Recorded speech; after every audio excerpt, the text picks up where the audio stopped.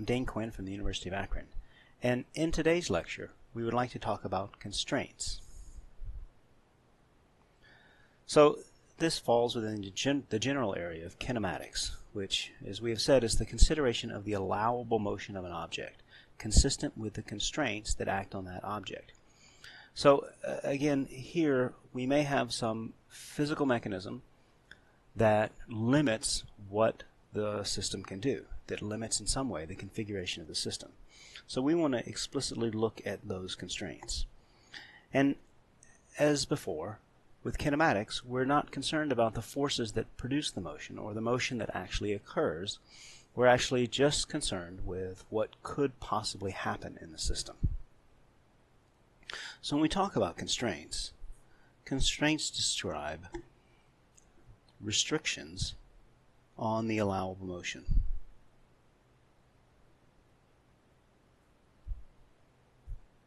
So in the example here, one constraint is provided by the surface. So if we assume that the block remains on the surface, then its motion can only be in the horizontal direction. There's no motion in the vertical direction, which of course constrains the configuration. Now oftentimes constraints impose a relationship between coordinates. So if we have more than one coordinate that we use to describe the configuration, then we may have some constraint that relates the two. So as an example here, let's measure the block and the configuration of the block in a couple of different ways. So here, to start off with, we'll say that we can measure the displacement of the block with a coordinate x. Remember what coordinates are. They are measurable quantities that I helped specify the configuration of the system. So we could also measure the displacement of the block with respect to some other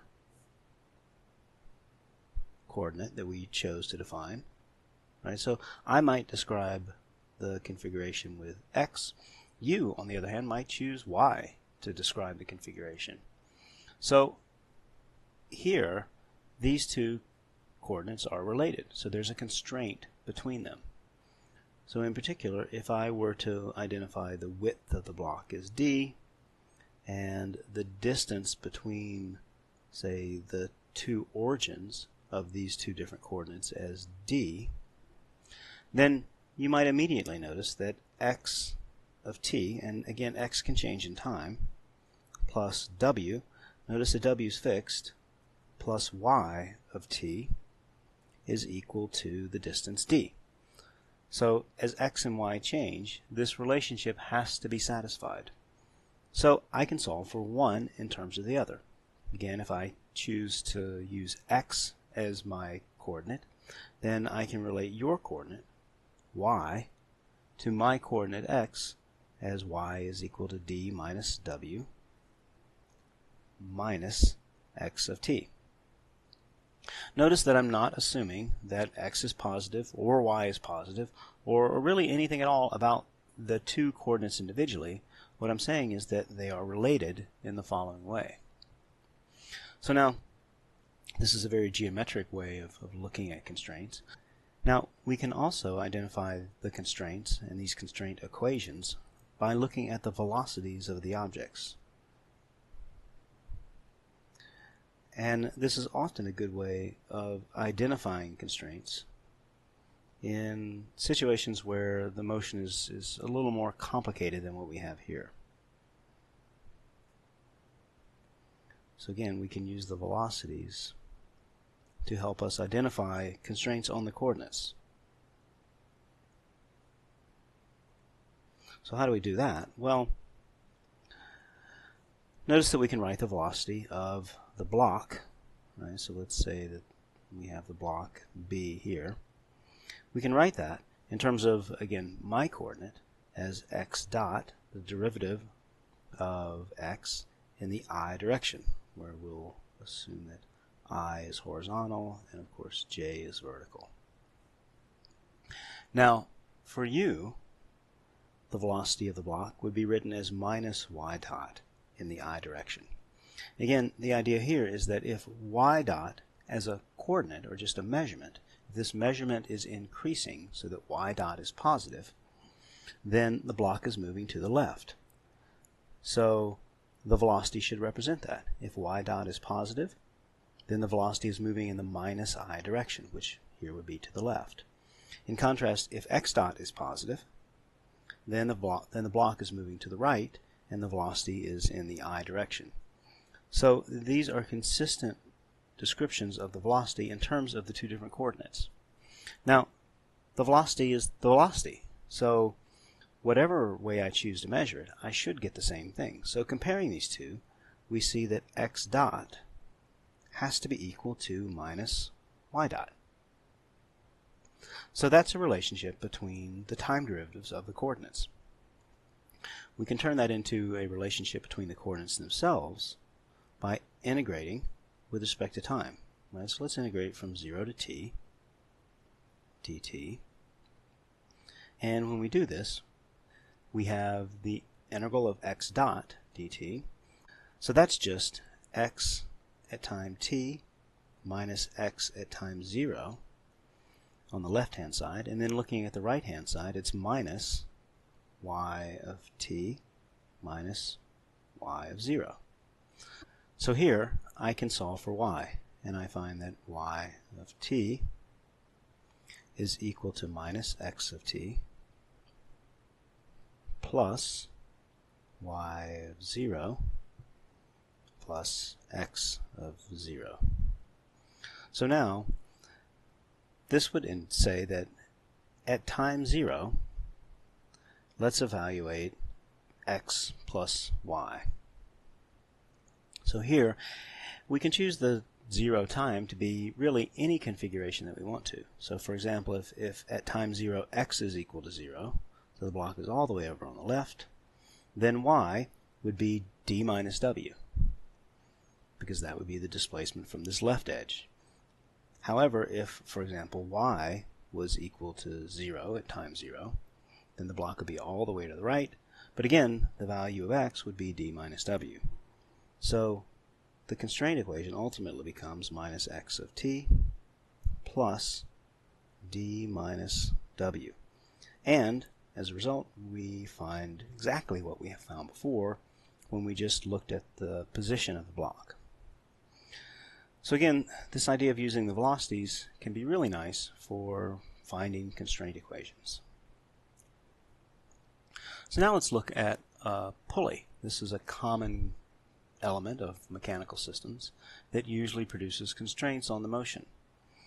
So now, if I look at this pulley, we can identify 3 points. We can identify the left point, A, the right pulley, or the right part of the cable, B, and the center of the pulley, C. So now, every point on the cable to the left has exactly the same velocity, right, all the way up until the cable just touches the pulley. So I'll call that A prime. Likewise, every point on the right has the same velocity all the way up until the cable just touches the pulley at B. So we'll call that point B prime. So now, if I think about A prime and C and B prime all being points fixed in the pulley, then we can relate the velocities in the following way. The velocity of point A is the velocity of the center, C, plus the angular velocity of the pulley across the position of A with respect to C. And also, the velocity of B is the velocity of C plus the angular velocity of the pulley across the position of B with respect to C. And now I'm not really distinguishing between A prime and A and B prime and B because they all have the same velocities. So now we have these two relationships simply because C and A are fixed in the disk and C and B are fixed in the disk. And this is from planar kinematics. Now the thing that we notice is that the position of A with respect to C is actually the negative of the position of B with respect to C. So what that means is that this term, omega cross RAC, is the negative of omega cross RBC. So if I take these two equations and I add them together, then on the left I get the sum of the left-hand sides, VA plus VB. I get twice the velocity of C because I have one here and one there. And then these two terms cancel out. So now what we have actually is a relationship between the velocity of the left and the velocity of the right and the velocity of the center of the pulley. In particular, the center is the average of the velocity on the left and the velocity on the right. I can also subtract these equations and find an expression for the angular velocity. So VB minus VA is twice the angular velocity of the pulley cross RBC. So how can we use that for constraint equations? Well, let's consider the following pulley system. All right, so we have two pulleys here, a large one and then a smaller one down below. So we can use this equation on each pulley. So specifically looking at the directions I and J, and we'll call this pulley 1 and we'll call this pulley 2. On pulley 1, the velocity of the left, which is VA, plus the velocity on the right, VB. Notice we've identified the cable on the right as being point B. And all of these points on the cable have the same velocity. This is equal to twice the velocity of the center, VO. Also on the smaller pulley, the velocity on the left, well, that is just VO, plus the velocity on the right, VB, is twice VC. So now point O is fixed in the ground because this cable also runs all the way up to the ceiling there. Right, so this vanishes and that vanishes. And I can actually use this and eliminate the velocity of B to relate the velocity of A and the velocity of C. So doing so, we see that VA plus VB, which was twice VC, is equal to 0. Or VC is equal to minus VA over 2. So notice we haven't said anything at all about coordinates yet. But if I choose to measure the coordinates of A and C in some way, right, so let's go and look at a coordinate X. This measures from some point in the ground, which measures the downward displacement of C. And then let's use a coordinate Y to measure the displacement of point A. So now we see that the velocity of point C is minus x dot in the j direction. Again, that's how we defined x. If x dot is positive, then the velocity of C is moving in the minus j direction, like we've seen here. And this is minus the velocity of A, which is y dot in the j direction, divided by 2. So now, isolating the components in the j direction, x dot is y dot over 2. Or, assuming that x and y are measured from a common configuration, x is equal to y over 2, which would be our constraint equation for this pulley system. So using the velocities makes it really nice for calculating constraints for example, pulley systems. Each individual pulley, we would simply apply our relationship between the velocity on the left and the velocity on the right. So now the last constraint that we'll look at is rolling contact. And so in particular, let's consider a disk, and the center of the disk we'll label as point G. The contact point on the disk we'll label as point C. Now a little bit more about this, particularly this contact point. The contact point is the point that is coincident between the disk and the ground. So I've kind of blown that up here. So let me go and do the following. Let me go and put a point C just above the contact and just below the contact. So the idea is these are actually coincident, but I'm trying to separate them to emphasize that this one is C on the disk, while this point is C on the ground.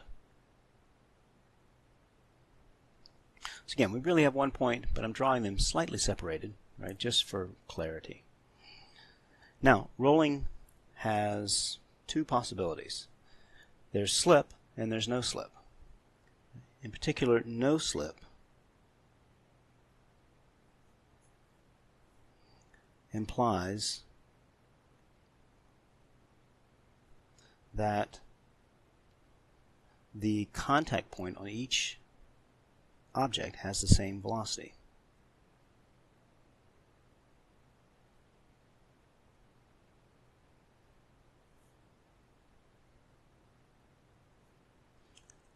So there's no relative motion between the two objects at the contact point. So now, if, for example, this disk is rolling on the ground, then that would mean that the velocity of C on the disk would be the same as the velocity of C on the ground. And of course, the velocity of any point on the ground is equal to 0. So here, that means that the velocity of C on the disk has to be equal to 0. Well, now that C is determined to be on the disk, we can relate the velocity of C on the disk and the point G at the center of the disk,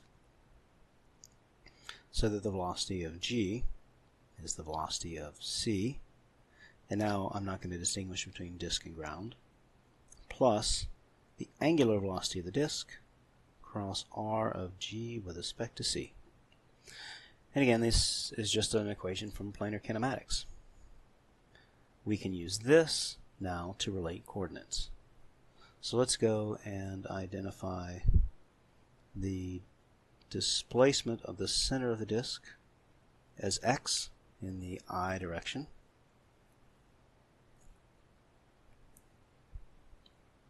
So I and j will be as usual. Then I will let theta be the rotation of the disk in the counterclockwise direction. So now, taking these two coordinates, looking back at this equation, the velocity of g is x dot in the I direction. The velocity of c is 0, because again we have a no slip condition. And the angular velocity of the disk is theta dot in the k direction. That's basically the spin of this disk, cross the position of g with respect to c, which is r in the j direction. As a result, this becomes minus r theta dot in the I direction. So x dot is minus r theta dot. So now we'll integrate this with respect to time. X dot is minus r theta dot. So again, let's integrate from 0 times 0 to some time t. The left-hand side is simply x of t minus x of 0. And the right-hand side is minus r theta of t minus theta times 0. So here 0 is some really arbitrary starting time up to time t. So now the coordinate relationship can be written as x of t is minus r theta of t plus x of 0 plus r theta 0. So again, this constant piece here represents any possible offset between the coordinates. So there's nothing that says that x has to be equal to 0 when theta has to be equal to 0. However, if we measure the coordinates from some common configuration, so when I say common configuration, that implies that both x and theta vanish at the same time. So there's some configuration that we choose as our origin. Again, there's nothing that says that x and t have to vanish at the same time, or equivalently, that the origin of x corresponds to the origin of theta. But if they are, then x of time 0 plus r theta at time 0 equals 0, because there's some point at which this is true. And so as a result, my coordinate relationship becomes x of t is minus r theta of t. And this is our familiar condition for a disk rolling without slip. But notice the minus sign comes simply because I've chosen to measure x positive in the I direction and theta positive counterclockwise. If I had changed one of these, if I had, say, measured x positive to the left, then the constraint equation would be x equals plus r theta.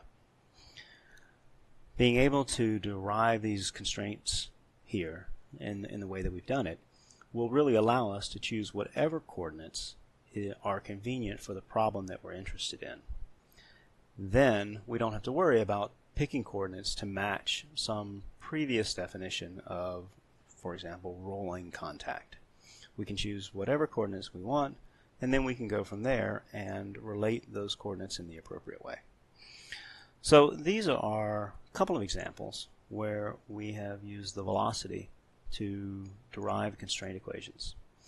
It's also possible to use, for example, planar kinematics to relate accelerations of one object to another without going all the way back to coordinates themselves.